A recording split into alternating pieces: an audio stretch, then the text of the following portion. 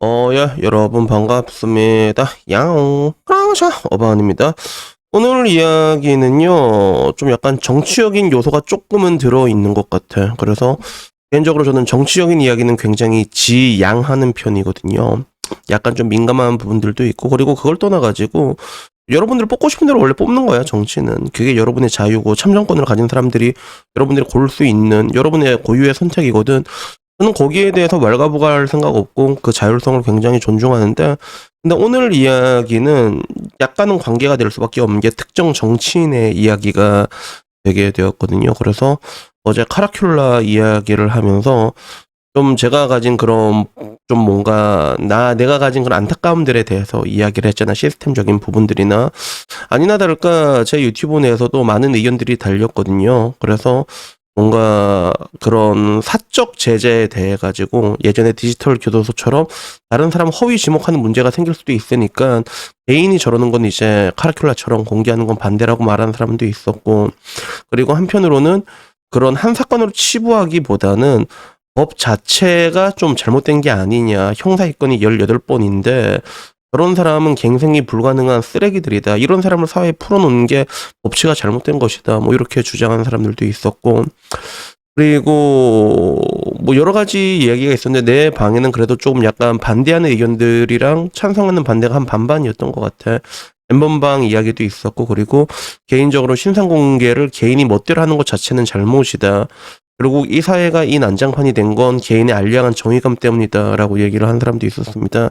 물론 거기에 항상 나오는 레파토리, 니네 가족이라도 그럴까? 항상 이런 식이거든. 너네 가족이라면 그럴까? 나 이 말 진짜 싫어. 이런 말이 정말로 싫거든. 내 가족이든 아니든 간에 법이란 거는 법치대로 행해줘야 되는 것들인데 왜 여길 자꾸 감정을 끌고 오는지 나도 좀 되게 답답하다는 느낌이 들 때가 많거든. 그래서 뭐 소각시키는 게 답이다라는 얘기도 있었고 반대하는 의견들도 있었어. 그래서 그 중에 좀 눈에 들어왔던 거는 그거야. 얼굴을 공개해서 하필 닮은 사람이 입는 피해는 누가 보존해 줄 것인가 라는 이야기도 있었고, 여기에 대해서 아무도 반박을 못 하더라고.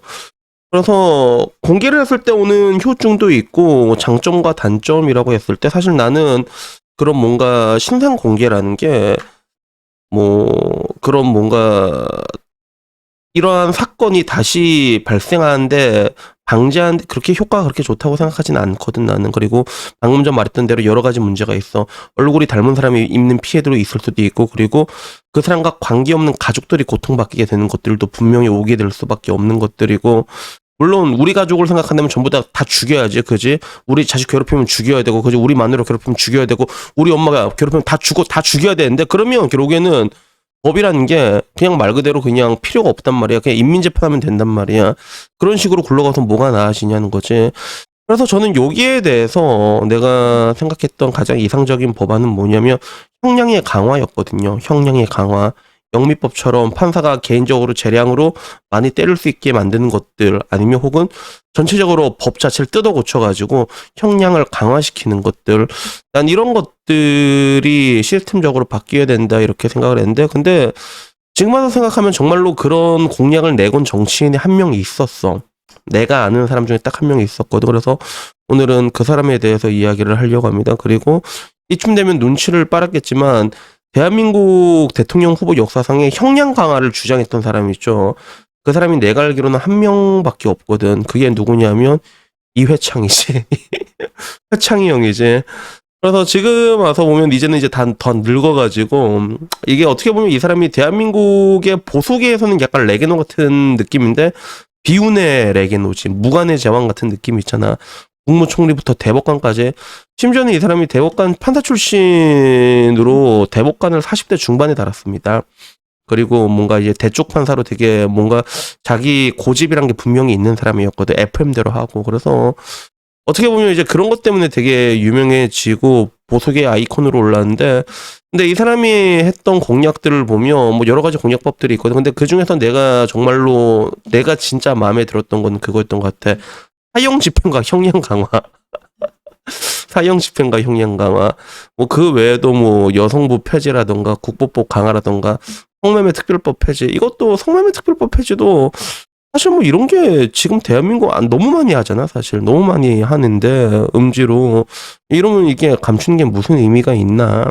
그냥 오픈시켜갖고 세금 따다닥 거두는 게 그게 훨씬 낫지 않나. 그래서 내 눈에는 이런 것들이 조금 뭔가 만약에 이 사람이 대통령이 돼서 이 형량 강화라는 게 만약에 됐으면 내가 말한 시스템적으로 변하는 게 아니냐. 모든 범죄가 강하게 처벌받게 되는 거거든. 그래서 나는 근데 솔직히 아무리 생각해도 저번 영상에서도 보여줬지만 사람을 죽였을 때 살인 사건을 했을 때 왜 형량이 평균적으로 11.4년인가 6년이 나온다고 해. 이게 발시 말이 되는 건가? 이게? 사람을 죽였는데 11.4년이 말이 되나? 그래서 대표적으로 그런 뭔가 교화보다는 사회의 격리를 우선시하는 미국 같은 경우에는 이게 살인이 이제 1급 살인, 2급 살인, 3급 살인으로 나뉘게 되거든요. 그러니까 급수에 따라 가지고 이제 이것이 고의였냐, 아니면 사건이었냐, 사고였냐 이렇게 판단을 하게 되는데, 근데 이게 1급 살인으로 이제 말 그대로 이제 계획적으로 사람 죽이고 박살내 버리고 찢어버리면 그러면 진짜 거의 뭐 무기징역 기본으로 나옵니다. 뭐 2, 30년의 무기징역 이런 거 그냥 나오거든.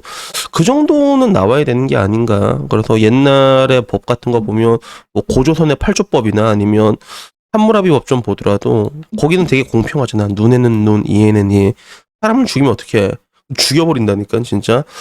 그 도적하면 뭐 이게 물건 좀 손모가지 잘라버리고 물건 훔치면 손모가지 자르면 좀 너무했다 생각하는데 근데 눈에는 눈, 눈에는 이에는 이. 그러니까 결국에는 인간의 목숨을 대신할 수 있는 건 없잖아. 그러니까 목숨으로 갚아야 된다라는 거. 난 여기에 대해서 나는 사실 좀 동감을 하는 거거든. 그래서 나는 항상 이게 그런 대한민국의 낮은 형량에 대해서 굉장히 뭔가 이건 좀 잘못됐다. 근데 따지고 보면 지금 현재의 그런 대한민국의 형 집행량이라는 게 60년 전 기준이란 말이야. 60년 전에 뭐 대한민국 살아봤자 얼마나 살았어. 평균 수명 한 60세 정도였겠지.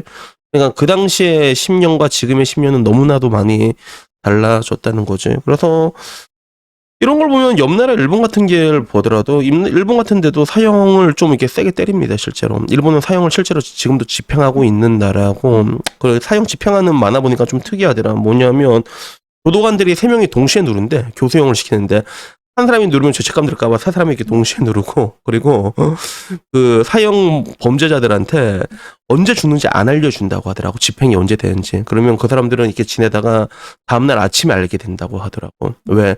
미리 알려주면 그 전날에 자살하고 이런 경우가 너무 많아가지고 아침 되면 미리 알려주고 아침 되면 그날 아침 알려줘서 그래서 이제 형을 집행한다고 하는데, 실제로 일본 같은 경우도 살인 사건 같은 그런 게 빡신 건 잘 안 일어나긴 하지만 근데 뭐 이제 2명 이상 죽인다 하면 거의 종신형이라고 보면 돼.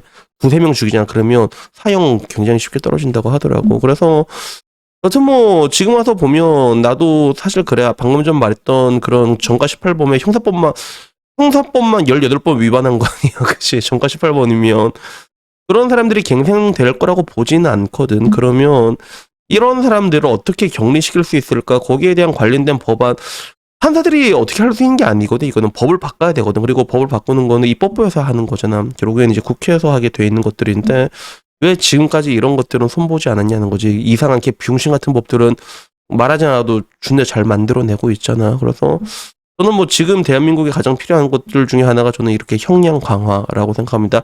사형까지는 그래 괜찮아. 사형까지는 뭐 그래 안 할 수도 있다고 치자. 근데 전체적으로 모든 범죄에 대해서 형량이 강하게 때려지는 게 그게 맞지 않나. 그래서 뭐 한번 이게 죽인 놈은 그냥 다음에 났을 때 힘 빠져갖고 나와서 이게 사람이 이렇게 사회의 격리를 목표로 하는 난 미국식이 사실 맞다고 생각을 하거든. 그러면 지금 와서라도 뭐 이제 그런 것들 있잖아. 우리가 전기세를 하나 내더라도 누진세를 내는데 정가가 올라가면 그러면 이게 보너스를 이게 딱딱딱 더해서 때릴 수 있게 이런 법만 하나 통과시켜도 그러면 될 수 있는 것들인데 많은 부분에 대해 가지고 적어도 얘네들이 깜빵이 한 18번, 20번 들어갈 게 그 형량이 강화되면 10번밖에 못 들어가잖아. 피해자 10명이 줄어드는 거란 말이야. 따지고 보면 그게.